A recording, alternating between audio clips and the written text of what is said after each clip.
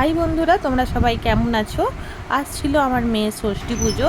তো ষষ্ঠী পুজো আমাদের বাড়ির নিয়ম অনুযায়ী সবাই এখানে ষষ্ঠী ঠাকুর এনে পুজো করাতে হয়।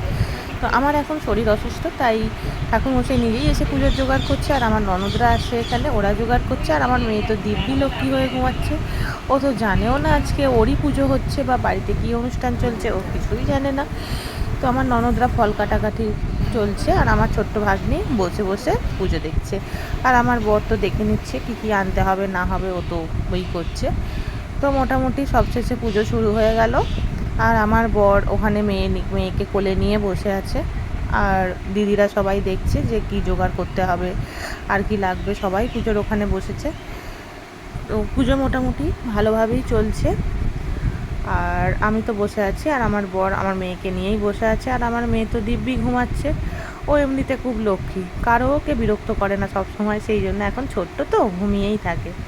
পুজো শেষ হয়ে গেল, আর আমাদের নিয়ম অনুযায়ী পানের মোকাম দেওয়া হয় 5টা ওকে, তো সেটাই ব্যবস্থা চলছে। তো সে এরকম করে মোটামুটি আজকের পুজো মিটেছে। তো মোটামুটি ভালোভাবেই পুজো মিটে গেছে। তোমরা সবাই ভালো থেকো, বাই বাই। আর আমার মেয়ে তো দিব্যি ঘুমাচ্ছে। ঠিক আছে, টাটা।